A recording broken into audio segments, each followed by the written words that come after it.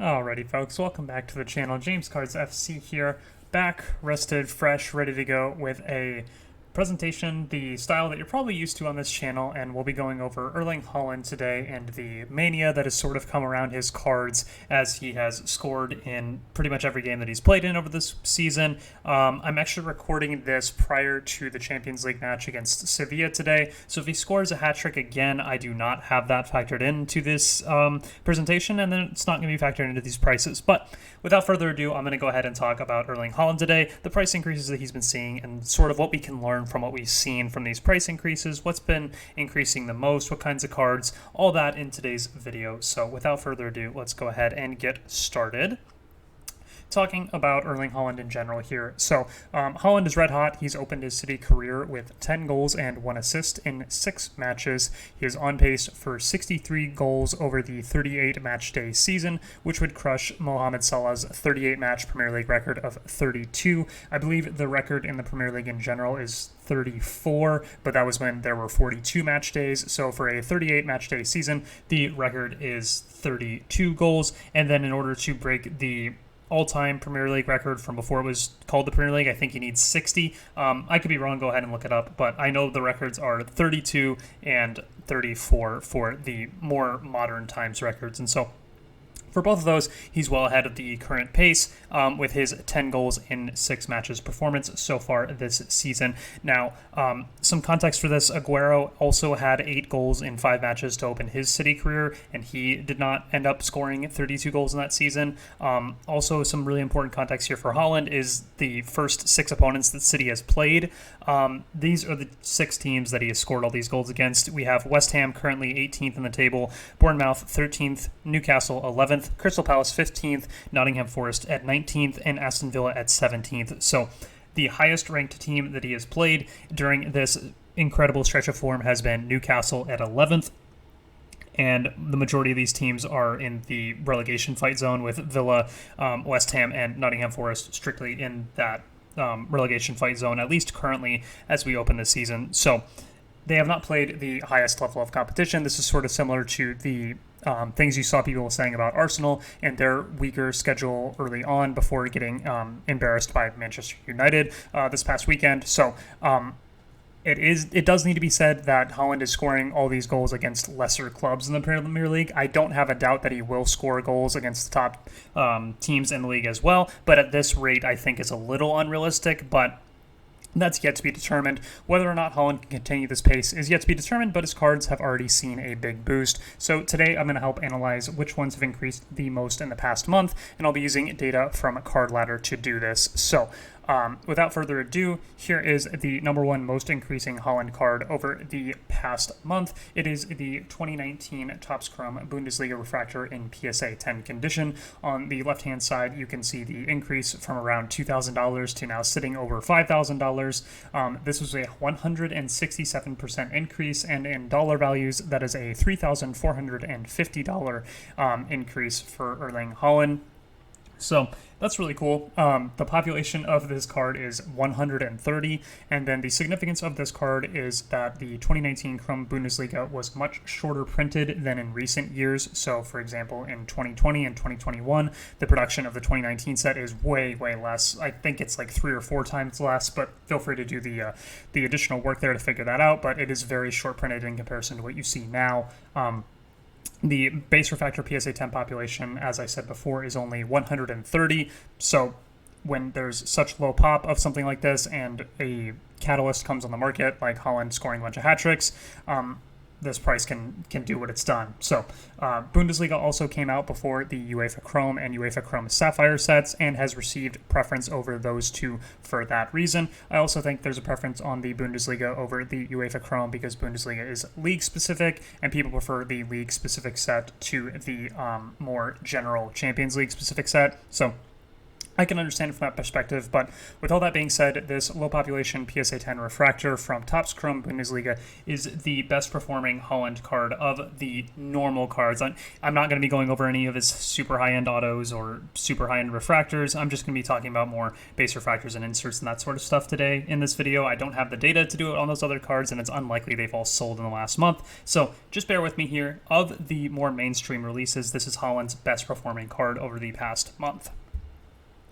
Moving into the second spot, this is the 2019 Topps Finest Champions League in PSA 10. This is a base card. It has a 164% increase for $431 over the past month. You can see the chart there on the left-hand side shows this going into the moon, basically, from a $300 price point to now sitting in the $700 range. Its population is 952, and the significance of this card is that it is one of the few Haaland rookie cards in his Salzburg kit.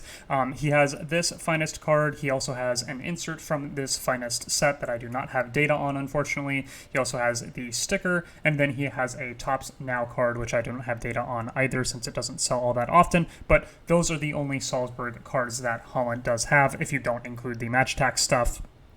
Obviously, if you want to include that, you can, but in a general hobby sense, we usually don't include those. So this is one of his only Salzburg cards that is out there, and so despite the high population, this card is up 164% over the past month.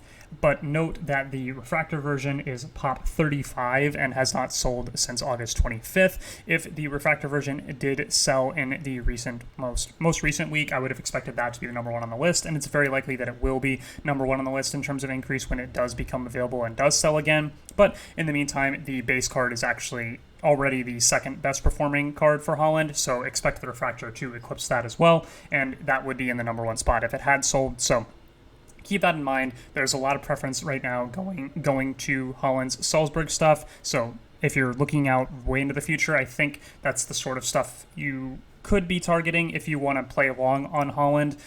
It seems like there's a preference right now in the market for his Salzburg stuff in particular. Interesting one here. At the number 3 spot, we have the 2021 Donruss Kaboom insert in PSA 10. This has seen a 155% increase, an increase of $4,250 over the past month. As you can see, another chart just going straight to the moon. It is pop only 58, and the significance is that this is the first Kaboom insert card for Haaland. If you're not familiar with the Kaboom set in the ultra-modern side of the market, it is one of the most popular insert sets, especially in basketball. So as they make this for soccer, it becomes popular there as well because you have people playing in all the different sports markets, and so if they know of the basketball Kaboom, they'll probably come to soccer and know the soccer Kabooms as well. So this has gotten a lot of price increase recently because not only is it a very widely known insert set, but it is also very low pop, and it is one of the very few cards to feature Haaland in a Norway kit as opposed to the Salzburg kit and as opposed to the Dortmund kit. So pretty unique to have him in the Norway one here, and it's his first Kaboom, and it's very low pop. So a few things coming together to make this card get that substantial leap. When there's a big leap like this, over the past couple of sales, it basically increased 155% in a week. I would be somewhat concerned about that going up too fast and maybe not being a real sale, but there's currently only one eBay listing available, and it's at $10,000 or best offer, so this might have just been a case of it got the price of this card over the past month had gotten too low, and now it's coming back up to where it was before previously. If I took this chart back, as I touched the mic there, I apologize. If I took this chart back more like a 6-month range, it has been in that $7,000 range before, so it is ticking back up to where it previously was. But yeah, a 155% increase on the Kaboom insert for Haaland, making it his third most increasing card over the past month. At the number 4 spot, we have the 2019 Panini Fussball sticker in PSA 10. This is one I really didn't expect to make the list, but given the preference that has been given to Haaland's Salzburg stuff, I guess it's not all that surprising that this comes up on the list as well, despite its population and all the things I've talked about previously with this sticker. So it had a 107% increase over the past month. That is a $814 increase. If you actually caught it at the bottom right here in the below $600 range, you did an amazing job to perfectly time that bottom, because the next day it sold for $1,000 or more. So hats off to whoever got that. Really well done. There is the significance of this being the true rookie sticker for Haaland. It's from Austria and features Haaland in the Salzburg kit. However, it does have a high population and a weird selling history. So I'd be careful on this one. I consider this to be pretty weird. It goes from 1100 to 1200 to 1800 and then back down to a wide range of different prices here. This has all happened on the PWCC weekly auction that just ended. One went for 1,800, one went for nearly 2K, and one went for 1.2K. So they all sold in the same PWCC weekly auction. I looked at all of them. The one that sold the lowest was the white version that was ordered from the Panini website. So I don't know if people are actually not valuing that the same as the other ones. I believe when I looked at these two other ones, they were the third print version, not even the first print. So feel free to double check me on all my work there, but at least in my opinion, I've never seen any of the prints get a preference, so I think it's unlikely that the prints are what's making the prices be really weird here. I think it's just a mania demand sort of thing that is causing this volatility, so I'd be really careful with this sticker right now. It's high pop, it's highly volatile, and it already looks like there's a combination of a pullback as well as some weird pricing going on, so in any event, this sticker is up 107%. It's just a question of what happens from here with this, considering that it looks like it's already on its way down. But with these other two sales on PWCC, who knows? It's going to be hard to really tie down exactly what the value is for this right now. In the number 5 spot, we have the 2019 Topps Chrome Bundesliga Refractor in PSA 9 condition. So we went over the PSA 10, and now we'll go over the PSA 9. This had a 57% increase for $512. It is pop 94, and the significance of this one is that in lower grade, the percentage increase is not nearly as high as the PSA 10. The PSA 9 was up 57%, while the PSA 10 was up 167%. So that just goes to show you that, especially in mania conditions where people are FOMOing, they have the fear of missing out and they really want to buy things, they go for the PSA 10 much more at a much higher rate than they go for the PSA 9, and they give higher price increases to the PSA 10. So if you can target PSA 10s, that appears to be where the market is placing value, at least in these mania sort of phases that we see, like with Haaland. So outside of those top 5, I wanted to do a base card breakdown real quick of his base rookie cards in PSA 10. So on the far left, you have the Finest Champions League. This is the only base card of this Chrome list with the Salzburg kit. It saw a 164% increase for plus $431. I wanted to note down there at the bottom that the PSA 9 only increased 29%. So again, PSA 10's really receiving that percentage increase gain as opposed to the PSA 9s. If we move over to the Topps Chrome 2019 Bundesliga, that saw a 27% increase in PSA 10 for $167 plus. If you move over to the Chrome Champions League, that one saw a 49% increase, up $125. And then the Sapphire Edition saw a 15% increase, that is up $102. So basically what we're looking at here is there is a clear preference in terms of the Chrome base cards for the Finest version, and I would attribute that all to the fact that it is in the Salzburg kit. The populations of these cards are all very similar, but the differentiating factor is clearly that this one has Haaland in the Salzburg kit, while the rest of them have him in the Dortmund kit. Alrighty. And with that being said, we'll move into this very, very wordy takeaway slide. I'll start with my outlooks on short-term Erling Haaland. So he's an incredible player. He's actually exceeded my expectations. I was a pretty verbal negative on buying Haaland cards for the City season because I was concerned at how much was already priced into him, but given his performance over the first 6 games, it turns out people were not pricing in him scoring 10 goals in 6 matches. So my bad on that one, but congratulations to those of you who had Haaland cards. He has been very impressive. He's probably been the most impressive player of anybody in the world right now. Outside for, I guess, Neymar, he's had a really good stretch of form as well. But other than that, Erling Haaland, great player, great start to a season. But with all that being said, we are in a bit of a mania phase right now after he scored a ton of goals against these bottom table teams. So with that being said, I think now might be a great this would be exit point. I say entry point, but this is might be a great exit point if you bought into Haaland in the preseason or even prior to that. Depending on what you bought and when you bought, you could already be up 3x in just a month's worth of matches. And in my opinion, that's a pretty incredible return for any sort of investment. So I think now could be a good exit point depending on when and where you got in on him, just considering the amount of percentage increase you've already seen in such a short period of time. Usually I would like to capitalize on something like that, but feel free to make your own decisions and play the market how you want to play it.